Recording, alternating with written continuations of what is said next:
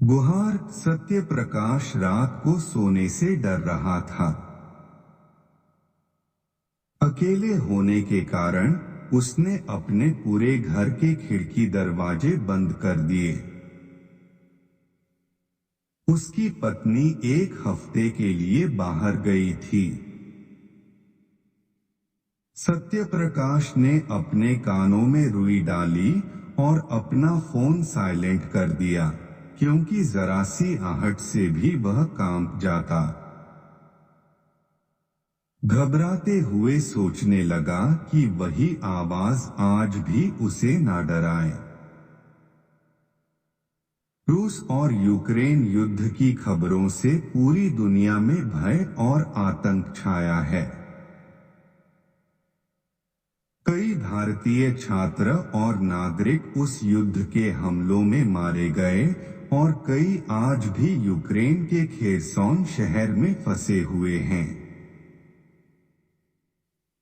भारत से कुछ न्यूज रिपोर्टरों और जर्नलिस्ट्स के ग्रुप यूक्रेन के खेरसोन शहर में पहुंचे, वहां के भारतीय लोगों की दुर्दशा और हमलों में घायल लोगों की न्यूज कवरेज बनाने। एक न्यूज रिपोर्टर ललित उन इलाकों पर पहुंचा जहां भारतीय नागरिकों की मौत हुई थी और जो मदद न मिलने पर फंसे रहे। घटना स्थलों में चारों तरफ दर्दनाक नजारा था। धुआं, आग का झुलसना और मृत लाशों का ढेर पड़ा होना। कभी वहां एम्बुलेंस आती तो कभी पुलिस। खेरसोन शहर के हर इलाकों में एक छोटे से हेल्थ और मेडिकल सेंटर्स खुलवाए गए। हमलों से पीड़ित लोगों को खाना और दवा भी दिए जाते। ललित उन दर्दनाक घटनाओं का आंखों देखा हाल अपने कैमरे में रिकॉर्ड करवा रहा था। भारत वापस आकर ललित न्यूज चैनल के स्टूडियो में अपने कैमरा मैन के साथ एडिटिंग करने बैठा। एडिटिंग के दौरान ललित ने उस वीडियो को ज्यादा कवर किया जिसमें 5 भारतीय छात्रों के शव थे। ललित को अपने न्यूज चैनल की टीआरपी बढ़ानी थी। जब यह न्यूज टीवी पर ऑन एयर हुई तो न्यूज कवरेज के बीच में ही एक वीडियो बार बार प्ले हो रहा था, जिसमें एक विकास नाम का लड़का अपने बाकी 4 दोस्तों के साथ भारतीय दूतावास से मदद की गुहार लगा रहा था। यह वीडियो हर 10 मिनट में अपने आप ही बीच बीच में प्ले होता रहा। ललित ने अपने कैमरा मैन से पूछा, यह लड़का तो वही है जिन 5 लाशों वाली फुटेज हमने ऑन एयर की है। इसका ऐसा वीडियो तो हमारे किसी भी लिंक या रिकॉर्डिंग्स में नहीं मिला। हमने सब छान मारा था। ललित ने न्यूज चैनल के हेड से बात की और तब उसे पता चला कि विकास का वीडियो डिलीट कर दिया गया था। दूतावास के अधिकारी सत्य प्रकाश ने न्यूज चैनल वालों को विकास के वीडियो पर असमर्थता दिखाई। ललित ने न्यूज चैनल के हेड से कहा, सर, आपने यह कैसे होने दिया? हमें शर्म आनी चाहिए कि हमसे उन 5 छात्रों को कोई मदद नहीं मिली और उनका ही फुटेज हमने ऑन एयर कर दिया। अगर उनकी जगह आपके या मेरे घर वाले होते तो भी क्या आप यह होने देते?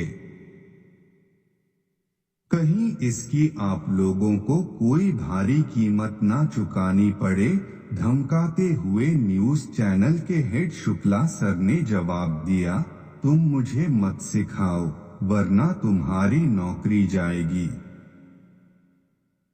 विकास के वीडियो को भूल जाओ, अपने काम पर ध्यान दो। ललित हार कर चुप हो जाता है और अपने काम पर लग जाता है। एक दिन दूतावास के अधिकारी सत्यप्रकाश का शुक्ला को फोन आया, जिसमें सत्यप्रकाश कह रहा था, जब मैंने तुमसे विकास का वीडियो डिलीट करने को कहा, तो यह ऑन एयर कैसे हुआ? अपने कर्मचारियों पे तुम्हारा कोई दबाव नहीं है क्या?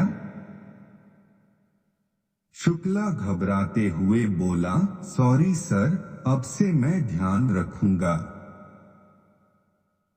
यह कह के सत्यप्रकाश फोन रख देता है और अपने ऑफिस के कर्मचारियों से बात करता है, उस लड़के विकास के वीडियो ने तो हमारी बदनामी कर दी। सुबह से कई फोन, लेटर्स और ईमेल्स हमें कोस रहे हैं।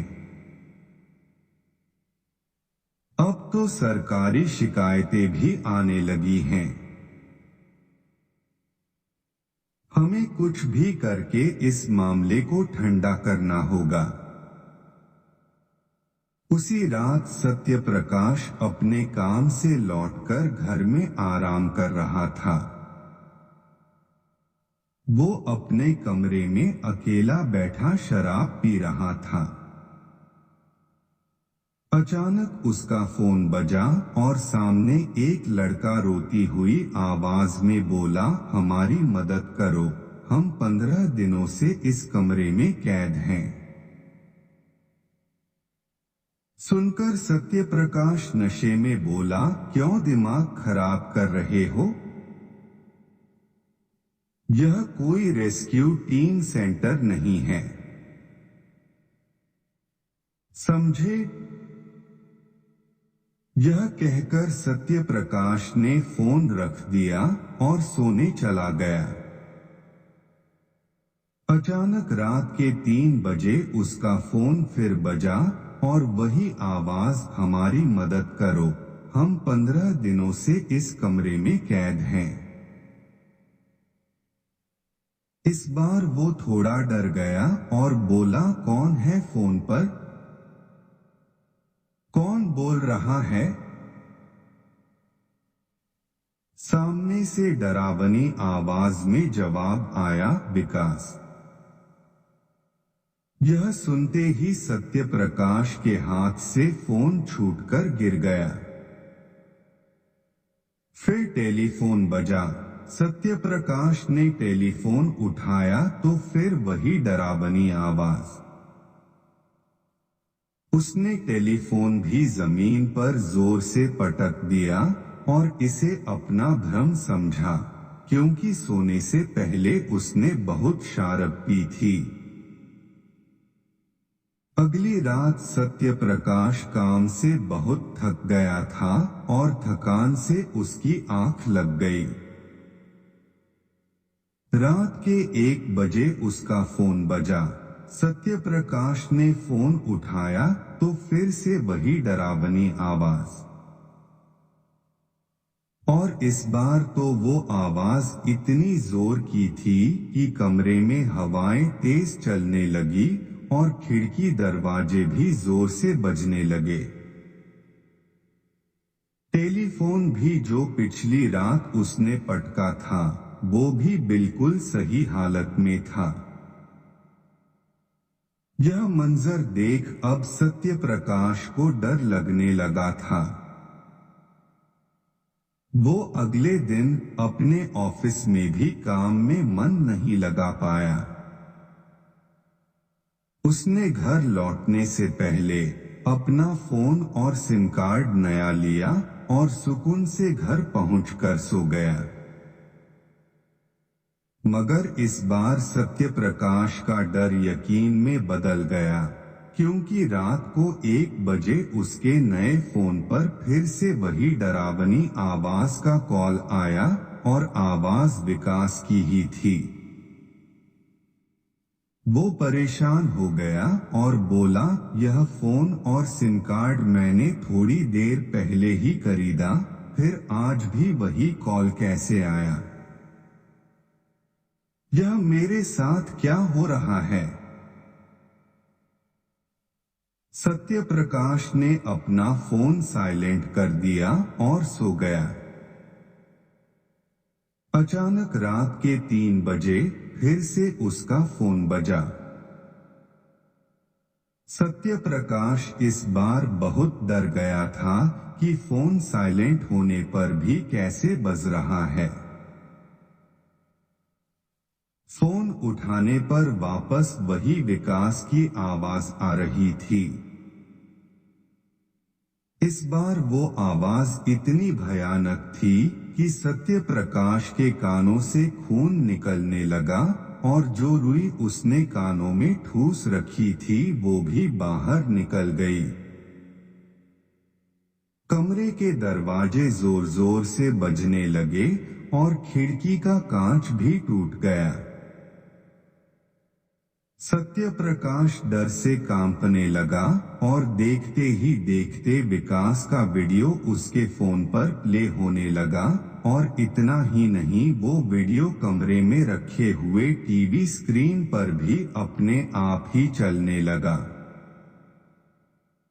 टीवी पर इस बार सत्यप्रकाश ने विकास का वीडियो देखा जिसमें विकास गुहार लगा रहा था कि हम यूक्रेन के खेरसोन शहर में 5 भारतीय मेडिकल छात्र फंसे हैं। हम पिछले 15 दिनों से भारतीय दूतावास से मदद की गुहार लगा रहे हैं, लेकिन कोई मदद नहीं मिल रही है। भारतीय दूतावास के कर्मचारी फोन पर ही उन्हें बॉर्डर तक आने को कहकर अपना पल्ला झाड़ लेते हैं, जबकि वो लोग बॉर्डर तक कैसे आए इसके लिए कोई सहयोग नहीं कर रहे हैं। यूक्रेन से हजारों भारतीयों के वापस लौटने के बाद भी हम 5 छात्र यूक्रेन में ही फंसे हैं और अब रूस के अधीन हैं। हमारे घर वालों तक भी यह संदेश इस वीडियो के द्वारा पहुंचा दो। वीडियो में विकास के साथ बाकी के 4 छात्र भी दिखे। वीडियो के दौरान अचानक टीवी स्क्रीन ब्लैक आउट हो गया और फिर सिर्फ विकास ही वीडियो में था। विकास ने भयानक आवाज में कहा, हेलो सर, कैसे हो? हमारी मदद नहीं करोगे? और देखते देखते विकास का चेहरा डरावना हो गया। पूरा चेहरा जला हुआ और आंखें बड़ी और लाल। विकास जोर जोर से लगातार भयानक आवाजों में चीखने लगा, आओ सर, मदद करो। उसके साथ के बाकी के 4 छात्र भी उसी भयानक रूप में एक एक करके विकास के साथ जुड़ते गए और चिल्लाते रहे। कमरे के चारों तरफ खौफनाक आवाजें गूंज रही थी। सत्यप्रकाश डरकर चिल्लाने लगा, बचाओ, बचाओ।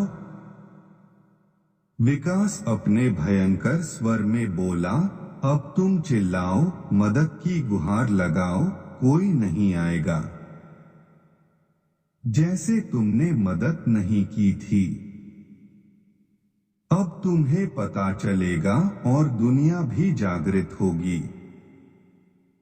और अचानक टीवी स्क्रीन का कांच टूटकर सत्यप्रकाश को लग के सीधा उसके शरीर के आर पार हो गए। उसका फोन जो हाथ में पकड़ा हुआ था वो भी अचानक ब्लास्ट हो गया।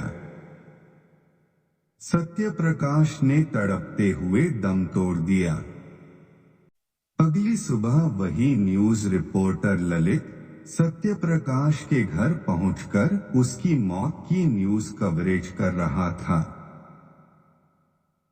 सत्यप्रकाश की मौत की वजह फोन ब्लास्ट होना बताया गया, क्योंकि कमरे में बाकी सारा सामान, खिड़की और दरवाजे सब व्यवस्थित दिख रहे थे और पिछली रात की असल भूतिया दुर्घटना का किसी को पता नहीं चला।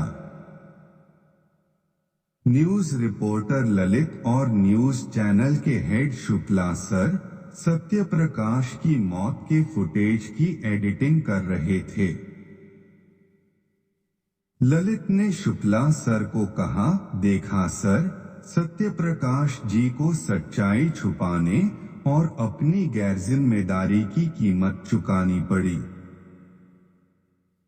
इन सब में आपने भी तो एक अहम किरदार निभाया है, तो देखिए कहीं अगला नंबर आपका ना हो।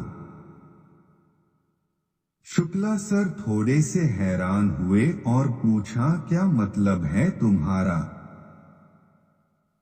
मैंने क्या किया है?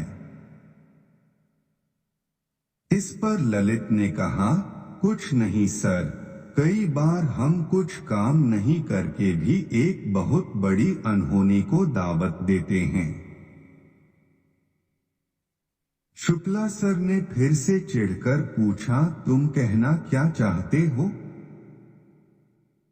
ललित ने हल्की सी मुस्कान से कहा, मेरी उस दिन की चेतावनी को याद रखें और अपना ख्याल रखें। शुक्ला सर का इस बात पर कोई जवाब नहीं था और वो सोच में पड़ गए।